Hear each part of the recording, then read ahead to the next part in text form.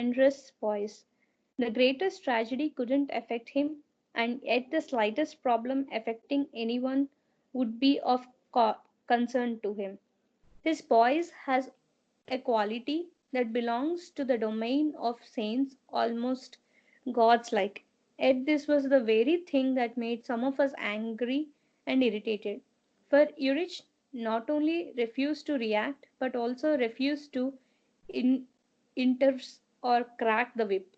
He refused to correct or discipline anyone, no matter how much that pilgrim misbehaved or disturbed everyone. On one occasion, a pilgrim was caught on silent day in hostel D drinking alcohol. Not only was he smelling of it, but he still had a half empty bottle with him when he was found.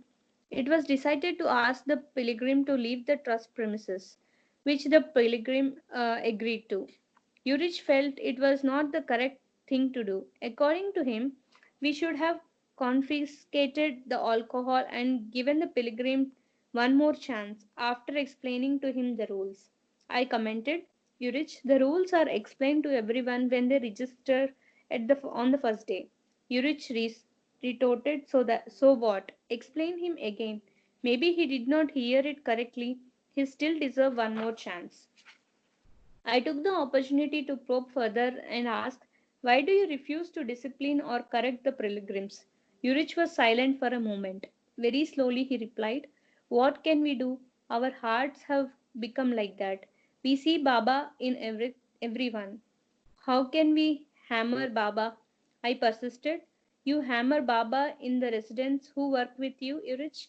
You don't appear to have a problem doing that. Urich chuckled. It is not Baba that I am hammering in residence. It is the false self, the ego, that I hammer when it starts to assert itself. Still, I persisted in a vain attempt to corner Urich. What about the false self of the pilgrims?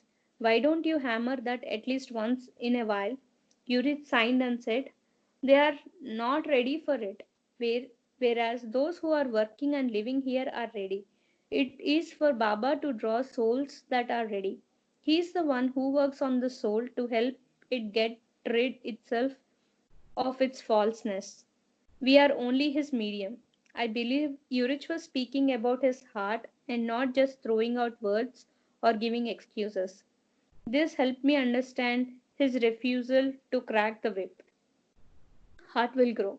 Despite our hearts receiving satisfying answers to questions that plagued us, our minds were such that before too long we found ourselves asking the same question again and again. So it was the inevitably some situation at Mehrabad brought us the issue once again for Mandali not cracking the whip. With a sign and a nod of his head, Yurit said, I know people blame us for not cracking the whip, for promoting a lack of discipline, and for ruining the atmosphere. Urich paused, pointed at Gary Kleiner, and continued, I have also been blamed of spoiling Grey. As this was a thought that has occurred to me from the time to time, I immediately interrupted and asked, what do you have to say? Do you feel you spoiled Grey? Whenever I got an opportunity to corner Urich intellectually, I would take it because it was always interesting to see how Urich would escape from the corner I thought I had backed him into. Not only would he do it with ease, but often he would merge with deep and profound message as well. In fact, Urich would take all extreme situations to be sniffer or ruined atmosphere and turn it around to show that it is not outside of you but within you.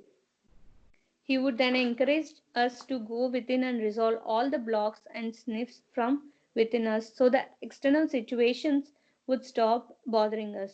Also, Carrie, who was a favorite of Urich, would often get into situations where others would complain to Urich about his lack of discipline.